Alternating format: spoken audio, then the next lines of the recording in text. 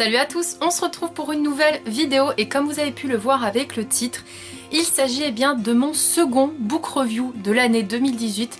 Et oui, j'ai enfin eu un second coup de cœur, j'ai envie de vous dire en ce moment ça s'enchaîne et j'espère que ça va continuer comme ça, hein, faut être honnête. C'est parti, je vous parle tout de suite de mon dernier coup de cœur. Et mon dernier coup de cœur, c'est un livre qui a fait beaucoup parler de lui. Il s'agit de Too Late de Colleen Hoover, publié aux éditions Hugo Roman, que je remercie pour l'envoi.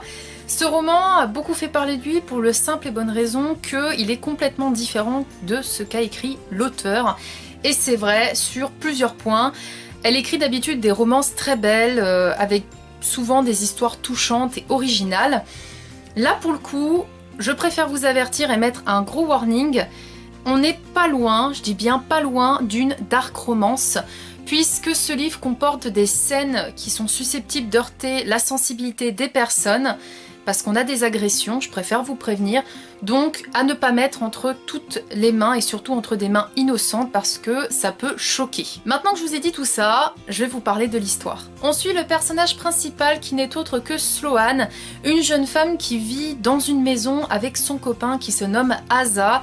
Et si vous voulez, elle est plus tellement amoureuse de son copain, mais elle reste avec lui parce que il a de l'argent, contrairement à elle, et il lui permet de subvenir aux besoins de son frère qui est handicapé et qui se situe dans une maison spécialisée.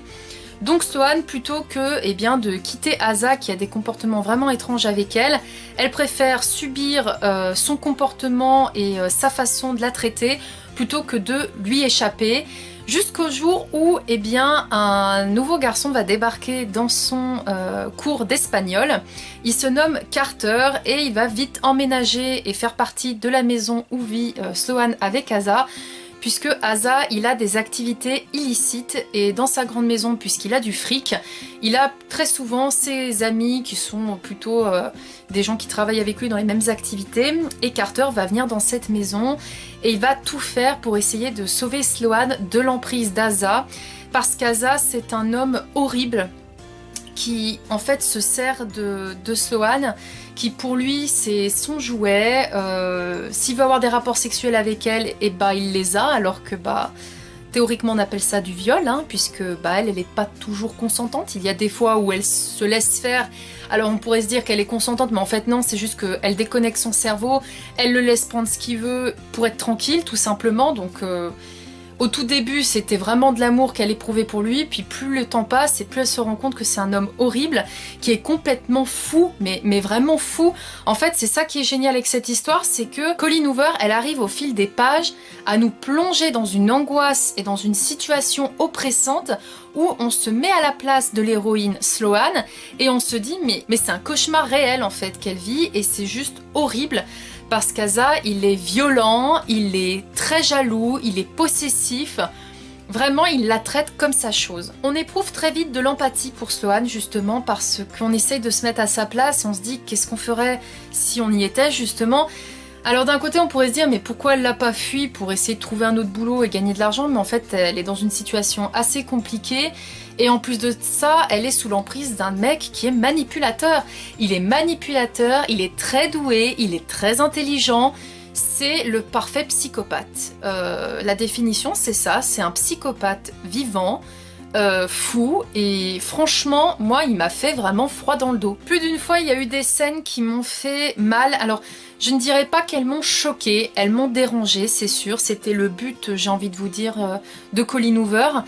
Et plus d'une fois, voilà, j'ai eu beaucoup de compassion pour Sloane parce que j'essayais de me mettre à sa place et je me disais, mais c'est vraiment horrible ce qu'elle subit, parce qu'elle se force à être avec un homme qu'elle n'aime plus, qui l'utilise pour avoir des rapports sexuels, qui est complètement fou, au point qu'elle en arrive à avoir peur pour sa vie. Et ça, je me dis, mais vous imaginez, vous vivez sous le même toit qu'un homme qui vous fait peur parce qu'il est complètement psychopathe et psychorigide dans tout ce qu'il fait, mais vous vous dites que vous pouvez pas le quitter parce que sinon vous vous retrouvez à la rue. Enfin, c'est juste horrible comme situation. Et justement, ce qui est bien, c'est que Colleen Hoover, elle arrive à nous présenter le passé d'Asa qui peut en fait induire le fait qu'il soit devenu aussi fou parce qu'il n'a pas un passé évident. Alors d'un côté, oui, quand on lit ces passages-là, forcément, j'ai envie de vous dire, on est humain, on éprouve de la compassion aussi pour ce fou. Mais ça n'excuse pas tout, je suis désolée, c'est pas parce qu'on a eu une enfance pourrie qu'on a souffert d'un manque d'amour ou quoi que ce soit, qu'on doit reporter tout ça sur une autre personne.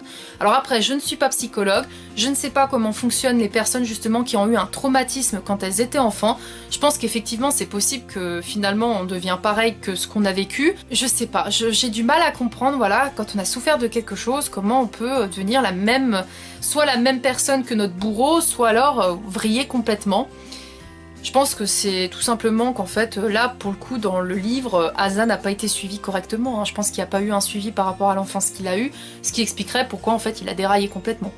Je ne vais pas faire de psychologie, je n'y connais rien. Tout ça pour vous dire en tout cas que j'ai beaucoup apprécié ma lecture, c'est pour ça que ça a été un coup de cœur. C'est pas une histoire idyllique, c'est pas romantique, c'est pas non plus super fun à lire, hein, on va pas se mentir vu le contexte du livre. Mais ça a été un coup de cœur parce que ça m'a chamboulé, parce que ça m'a remué, bouleversé, et parce qu'aussi, forcément, quand on lit des livres comme ça, on sait qu'il y a vraiment des personnes dans la vie de tous les jours qui subissent ce genre de sévices, qui vivent sous le toit d'un homme horrible, violent, qui viole sa femme, hein, il n'y a pas d'autre terme, hein, c'est du viol, et forcément ça nous touche déjà de une parce qu'on est une femme, donc forcément on s'identifie aux femmes comme nous, et d'un autre côté, tout simplement parce qu'on n'arrive même pas à imaginer l'horreur que ça doit être de vivre des choses comme ça, parce que même si on sait que c'est horrible, heureusement pour nous on ne l'a pas vécu, mais forcément on se met à leur place, on se dit mais c'est juste affreux de vivre des trucs pareils. Et moi à partir du moment où une histoire me dérange, où elle me suscite des émotions, elle me provoque des choses bizarres en moi, que ce soit de la joie, de la peine ou quoi, ou que ça me choque justement, et bah c'est un coup de cœur parce que ça veut dire que ce livre a réussi à me marquer et que je m'en souviendrai. Et pour le coup, Too Late de Colleen Hoover, c'est le cas. Mais comme je vous le dis, ce n'est pas à mettre entre toutes les mains, c'est un livre qui est bouleversant, pas facile à lire, il y a des passages où franchement j'avais les larmes aux yeux, j'avais mal au ventre, j'étais pas bien, enfin vraiment oppressée. Mais j'ai passé un super bon moment de lecture. Et ce que j'ai beaucoup apprécié aussi dans ce roman, c'est qu'on suit les trois points de vue. On a Sloane, on a Asa et on a Carter, donc celui qui vient pour la sauver. Je vous dirai pas trop de choses sur Carter parce que c'est mieux de le découvrir dans l'histoire parce qu'il va avoir un rôle très important. Mais j'ai aimé être à l'intérieur de la tête des personnages.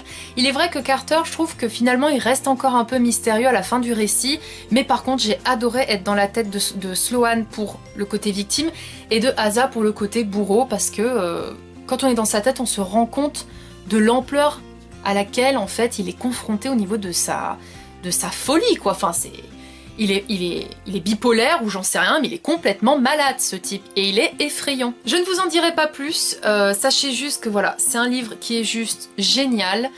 Je l'ai adoré, un gros coup de cœur, je vous le recommande, mais je le redis, encore une fois, je me répète, pas à mettre dans toutes les mains parce qu'il comporte des scènes choquantes. Vous l'aurez compris, c'est un 5 sur 5 et je vous laisse le lien de ma chronique en barre d'infos. Cette vidéo est maintenant terminée, j'espère qu'elle vous aura plu. N'hésitez pas à me dire si vous avez lu justement ce dernier de Colleen Hoover, si vous l'avez aimé ou pas, et sinon pourquoi justement vous ne l'avez pas aimé. Et si vous l'avez aimé, je veux savoir aussi pourquoi, hein, pour le coup. Et dernière petite question, quel est votre Colleen Hoover préféré? J'ai bien envie de savoir parce que je n'ai pas lu des 100 et des 1000 de livres de cet auteur, mais j'aimerais bien tous les découvrir et je suis curieuse d'avoir vos avis. Je vous dis à très vite pour de prochaines vidéos. Salut!